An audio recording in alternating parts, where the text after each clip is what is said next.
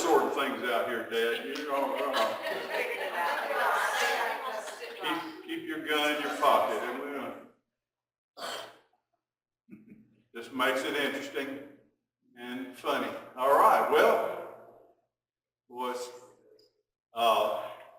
Avery, you will look back on this time with great fondness in the future. You'll remember this. And as long as you and Red are married, you will never forget it.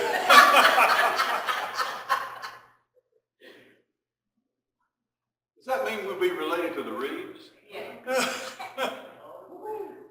Downside to everything, I guess. Well,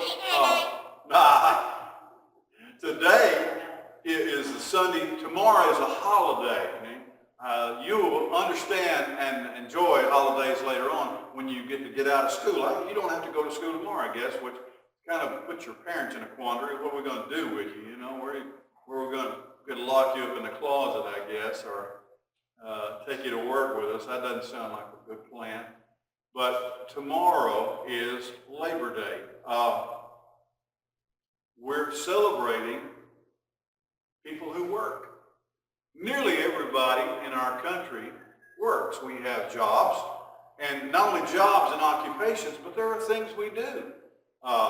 We do a lot of things more than just the thing we get paid for or the place where we are employed. And even before we go to work, we have chores. And you probably have things to do yourself. That doesn't mean you don't have to do them tomorrow, but it is a good thing to celebrate people who, like policemen and firemen and nurses and doctors and architects and accountants, grocers, farmers, drivers, and just so many. Even people are our political people, our senators and representatives and governors, the people who are members of our Congress and so forth, the three branches of our government, people who do things. They make things happen. They help us, and we depend upon many of them, and sometimes they depend upon us. Now, let me show you something. Along my life's journey, the very first thing that I ever was, as far as a job, other than I was to mow the grass. My brother and I mowed the grass at home, and we had different tasks and jobs. Dad or Mom would say, have this done by the time we get home from work, do this, dig this, pick that up, haul that there, take the trash to the road. We had those kind of things. But the very first occupation that I had was just as soon as I became a Christian, God began to use me as a preacher. So I wasn't a pastor. I didn't serve as pastor of a church until 1977. But in 1970, I started preaching. So that was the first job I ever had. And it would amaze me when I preached and the church would give me an honorarium, give me a little check there saying, we appreciate you coming. Thank you. And here's an offering for you. Always very kind and generous. Now, I brought something today. I've got it here in this sack that one of my, I would say rather recent, this was maybe about 8 or 10 years ago, that I worked for, my first time to work for the U.S. government. Ronald Reagan said some of the scariest words in the world are, I'm from the government and I'm here to help. I kind of agree with him. I don't see the government as the answer to all of our problems. Sometimes they are the problem. Well, I went to work for a company that's called TVA. It's a part of our nation's management system for our country. TVA is more here in where we live than any other place in the world. It's called the Tennessee Valley Authority. And they have dams, and they have power plants, steam and coal plants, and they generate electricity. And they have lots of computers. And I was hired with a team of to join a team, a group of other people, to go to all these places and upgrade all of their computers, their operating system. There were thousands of computers. I crawled under dams and up in the rafters, and we went to places where people had computers. And it was the most exciting place, though, was when we worked for several months in Athens at the Browns Ferry nuclear power plant. And that was that was pretty scary and kind of special too. Let me show you something. You know what that is? What is that? It is a hat. It's called a hard hat. And I don't think it's properly adjusted right now, so I don't think it's going to fit me. But I can disconnect it, I think. Let me take these out. And when I went to the Browns Ferry nuclear power plant, I had to wear this everywhere I went.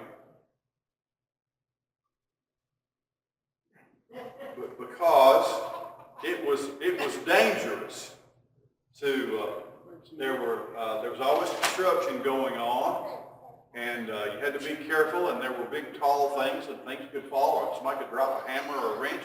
So every time I went in, I couldn't go in unless I had my protective gear on. Now let me see if anybody's ever worked in a plant or a factory or something. There's a field of equipment that this fits into. Is anybody? What is it? 3 letters.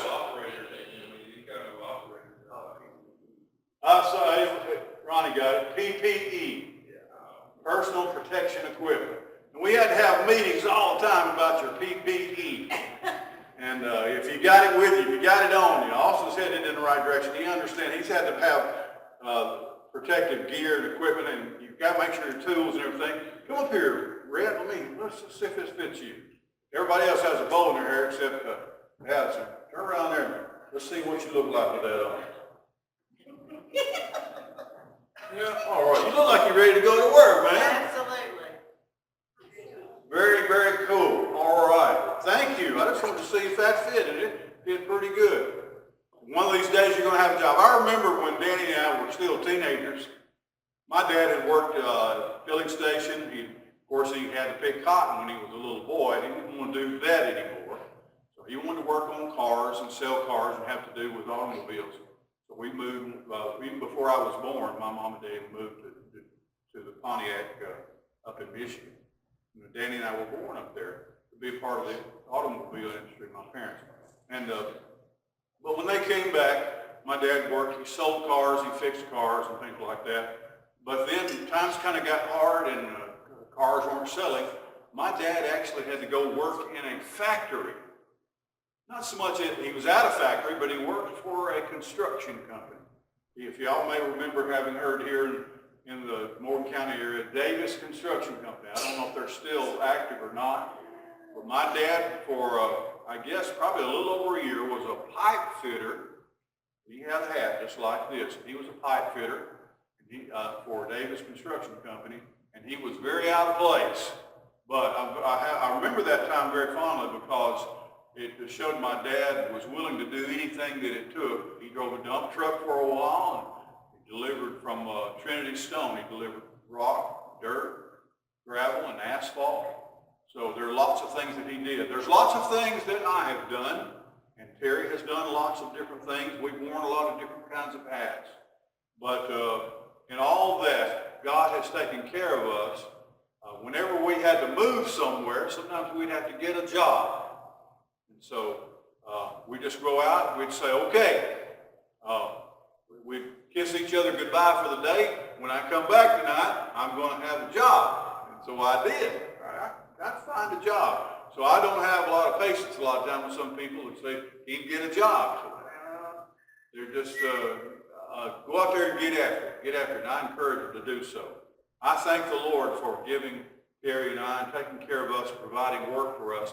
And it made me very appreciative of the people who cook our food, serve our food to us, the people who prepare a motel room for us and we'll go in and clean up after we're gone, people who work on our cars, people who see to our needs, whether we're sick or we're well, help us with medication, or see to us when we're not feeling well and help us minister. So many people who taught us, teachers and people who are always looking out. Those who are in the military who guard our safeties, and those who are in law enforcement who try to keep us safe. So tomorrow's a good day to be thankful. Well, all of these are gifts from God. Okay? All right, thank you so much. You can go back to where you were sitting before. I'll ask our ushers to come forward. Actually didn't put that on